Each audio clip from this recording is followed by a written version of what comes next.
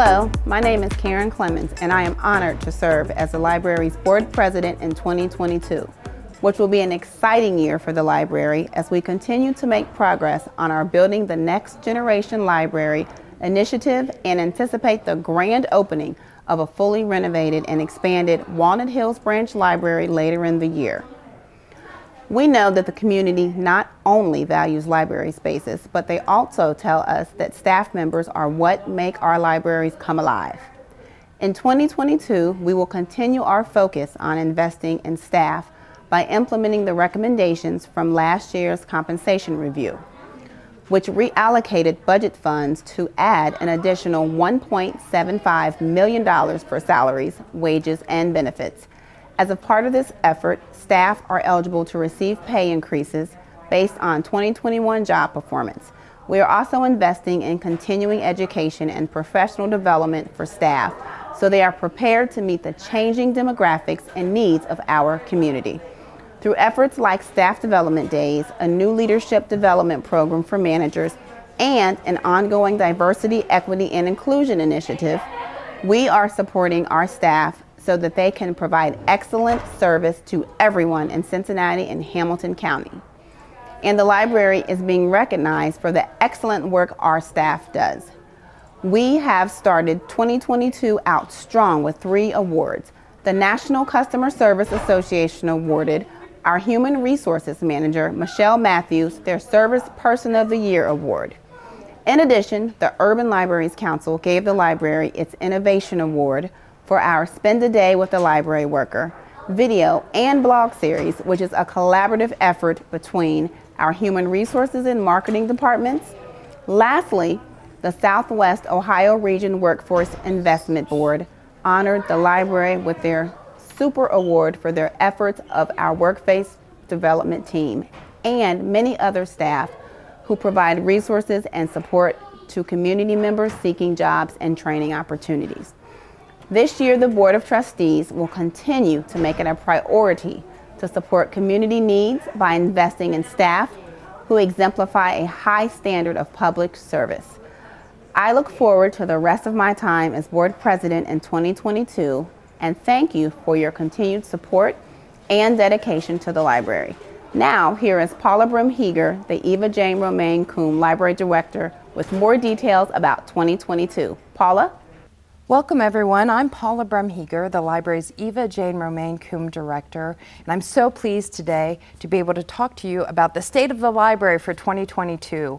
We'll talk about 2022 as well as a quick look back at some interesting high-level highlights from 2021. We're actually shooting today's video at the Deer Park Library, which is one of 2 next-gen libraries that we opened in 2021. We opened the Price Hill branch, which was about a $7.3 million investment in the community there, a renovation and expansion of an existing Carnegie. And here in Deer Park, we moved down the Dillonvale Shopping Mall from a small location that was just about 4,000 square feet to what had previously been a TJ Maxx. It's 25,000 square feet and it's fantastic. So we're so thrilled. If you haven't been here, please come out and take a look at Deer Park.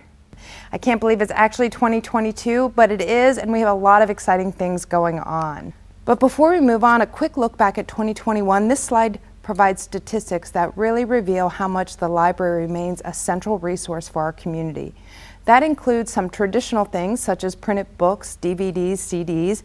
We had more than 12 million checkouts in that area, and newer technologies such as our digital downloads, our digital books, our online resources, 10,000 makerspace appointments. That includes appointments at our main library makerspace, as well as our St. Bernard, Reading, and Loveland branch makerspaces. We also saw more than 2.4 million people visit our libraries, our 41 locations throughout Hamilton County. Thank you for your continued use of the library, and we so appreciate the opportunity to serve you. Today's presentation will be centered around our 4 organizational priorities. You can see them here: investing in staff, connecting the community to resources, providing tech access and support, and building next-gen libraries. We're going to kick things off with a look at creating our next-generation libraries. And you see our community, connection, empathy, and enjoyment. Those are our brand beliefs. Those of you who have been around Hamilton County for a little bit know that the library's brand looks bit different than it did. We have our blue that is featured here in this presentation, and our newer branches also have blue signs, Cincinnati Hamilton County Public Library.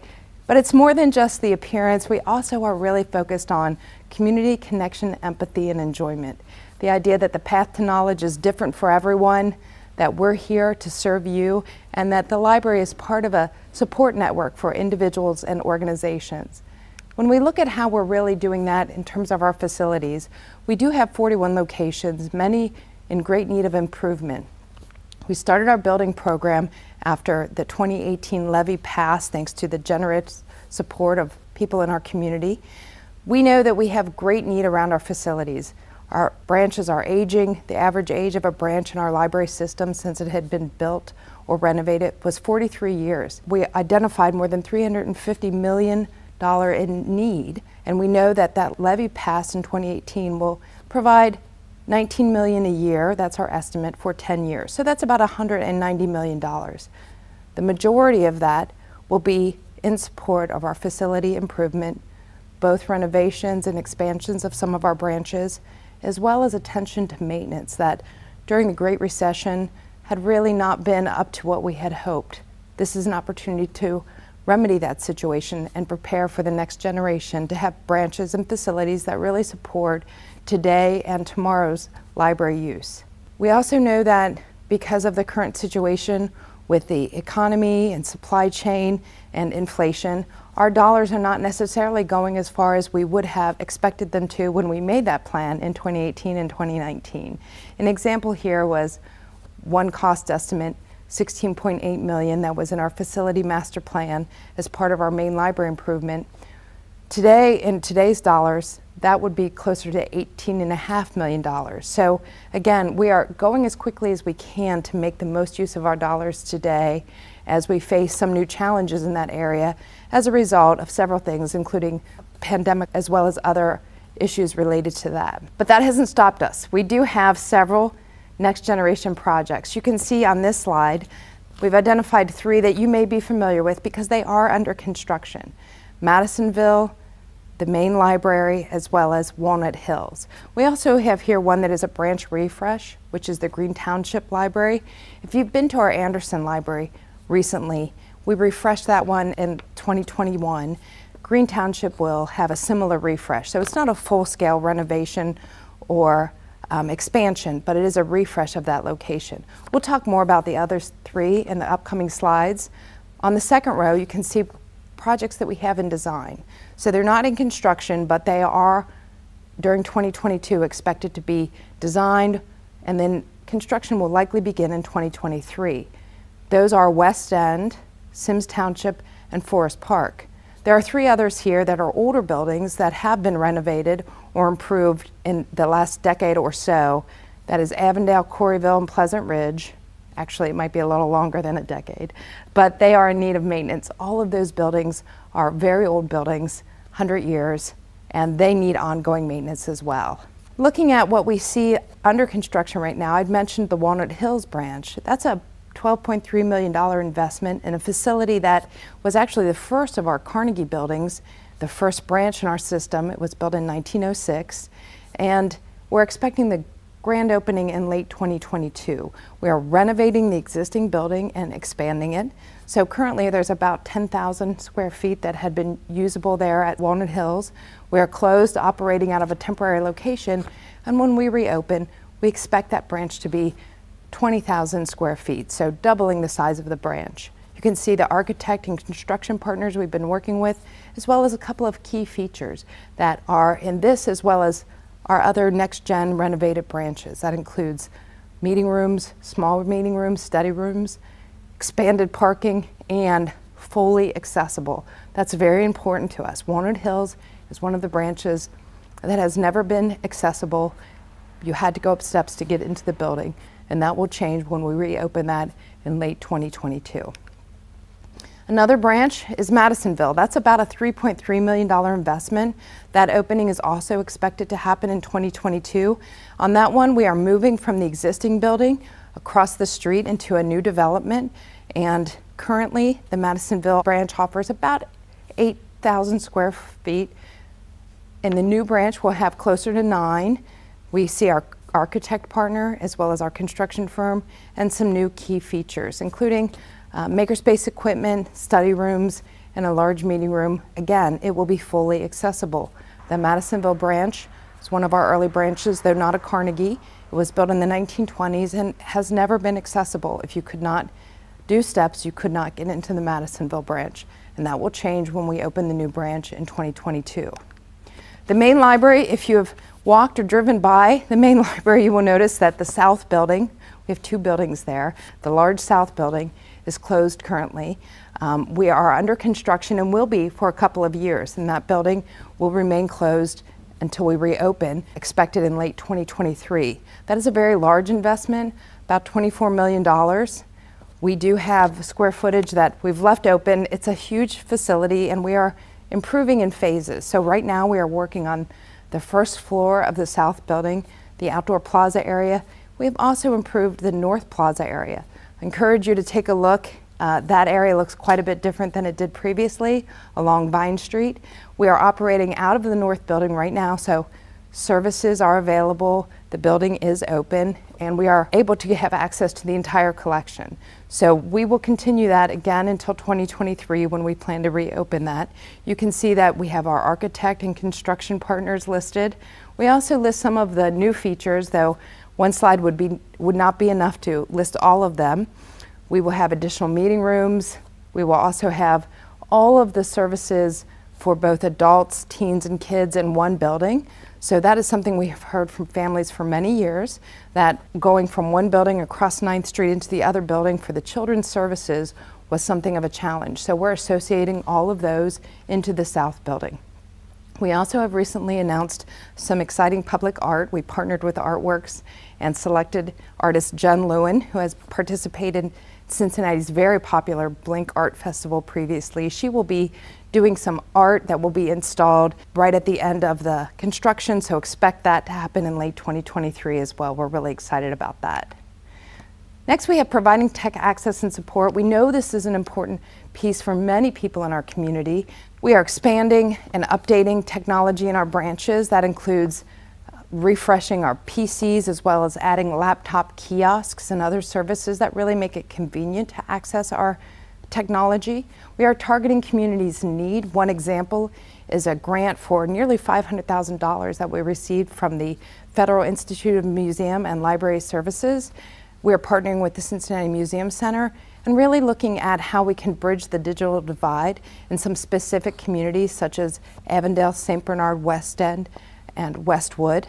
We also are really ramping up the offerings we have for people who are looking to improve their tech skills so that they can level up and participate in different kinds of workforce opportunities.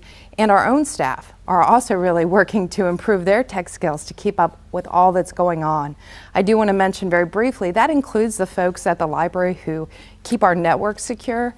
We have all heard about people hacking various organizations and having some difficulty there. Thanks to our tech staff, we continue to do our best to avoid any problem like that, and I appreciate that because that is one area that is so important. Many of you access the library at home, access our website at home, access our digital book collection at home.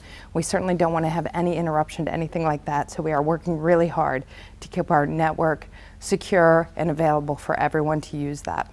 Next, we have connecting community members to materials and resources. You see here first we have holds and holds lockers. We know many people use our online presence to select books, ask for them to be sent to a location that is convenient. We've expanded that convenience at a couple of our locations. Some of you may be familiar with our holds lockers at the Clifton branch. We've added new holds lockers to our Oakley branch that offer access outside of normal business hours. We also have drive-throughs at several locations, a few which we added during the pandemic, most specifically Anderson, Sims, and Delhi. All of our drive-throughs are now open on Sunday. So we have had several locations that have Sunday hours for in-person service in the building, but now we have offered additional service drive-through only at those drive-through locations. We also continue to do our deliveries to schools and long-term care facilities. Important now, particularly as not everyone is able to get out and move around like they could perhaps before the pandemic. And finally, it is important to note that we have added additional hours. Previous to the pandemic, we had some locations that were only open 44 hours a week. We have increased that, so all of our locations are open at least 52 hours a week. Previous to the pandemic, we still had a few locations that were only open 44 or 48 hours a week. So we do have additional and more consistent hours across the library system. We had a fantastic year for programs and services in 2021, as you could see by some of the statistics that were on the slide earlier in the presentation.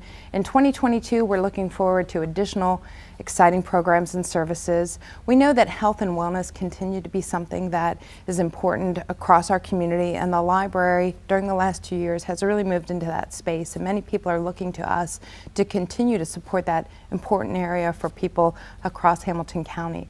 We have previously and continue to provide COVID tests through our drive-thrus.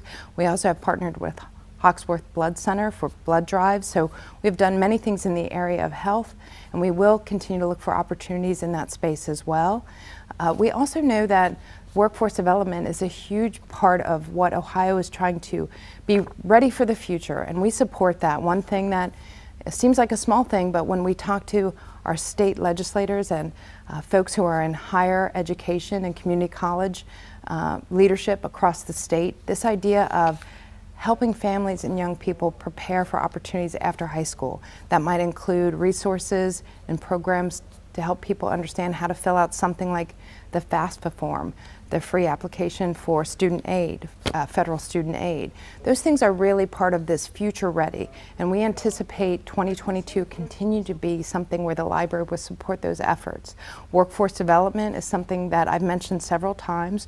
We are partnering with several community agencies, including Finley Kitchen, Cincinnati Compass, to do entrepreneur, small business education. We have one right now going on that is, I think, a 6-week series for folks interested in food services and developing their knowledge of how to be in that industry as well. And I do want to mention we have our summer learning program. Many of you know that. That's a traditional program that the library has done. We continue to do that and really work closely with partners throughout the community. We also have the Winter Checkout Challenge. That's for people who are 18 and older, and it happens in mid-January through the end of February. As of about the middle of February, we had approximately 3,000 people participating in that. So again, we offer things across the spectrum of ages. Finally, investing in staff. I've talked a lot about our facilities and our services. Those are really important. But at the library, what's inside the building, our people, are essential to our success and our service and our ability to really be innovative and creative and meet our community needs. We have several awards in 2021, and that continues in 2022. You can see here we had Michelle Matthews, who works in our HR department. She was named the Service Person of the Year by the National Customer Service Association. Michelle was critical in helping us navigate the pandemic and all of the issues around that for our own staff, and really allowed us to continue to be open as much as we possibly could safely for our community and for our staff members. The Urban Library Council did honor us with an Innovation Award for our Spend a Day with a Library Worker video and blog series. That was a series that really helped highlight the kinds of positions that are at the library for recruitment purposes, but also to raise awareness that the library has many things we do in service of the community to get you the materials and services you need and want. We also had the Southwest Ohio Regional Workforce Investment Board honor us as a super award for our partnership. That's a great partnership, and it really helps us with some of the programs that I had mentioned around workforce development. We also wanted to mention the budget. That's always a central part of what the library can do, and we watch that very closely. Approximately half of the library's funding comes from the state's public library fund. The other half comes from Hamilton County taxpayers via the 2 levies that we have, and we are grateful for that support. So our total budget currently is just over $85 million. We also have private donations and the work of our foundation that helps support that as well. And our priorities include things that I've already mentioned, always library books and our e-resources. Those facilities projects, building the next generation of libraries so that we can have today's users and tomorrow's users feel assured that our library facilities are able to support the kinds of library services that we need in today's world. And finally, we do have retention of quality staff. Labor shortages and people in and out of the workforce, that's a reality for our library as well. So we really are looking for how we can enhance benefits, some that have a cost, some that do not, so that our staff really look at the library as a place that is a great place to work and respects and honors their contribution. Also, diversity, equity, and inclusion. We worked during 2021 to have an assessment with calibrated lens to identify challenges and opportunities for us around this important area and ways that we could move forward in 2022 on our efforts to make sure that diversity, equity, and inclusion are part of all that we do. The report that we received from Calibrated Lens did include recommendations that we are working to activate, and we do have a new diversity, equity, and inclusion and culture director at the library. That position is really exciting for us to have that and have someone focused on moving those recommendations forward, as well as continuing to focus on this important area. We are at the beginning, and it is a multi-year effort. Please look for more around this as well. That sums up a very high-level look at 2022. We have a lot going on, and we so appreciate all that our community does for us and all that our staff does in support of the community. We really couldn't be here without the support of everyone across Hamilton County, and we so appreciate the opportunity to meet challenges and opportunities to innovate and creatively think about the future together with our partner organizations and with all of the individuals who come and use the library every day. Thank you so much for your time and attention.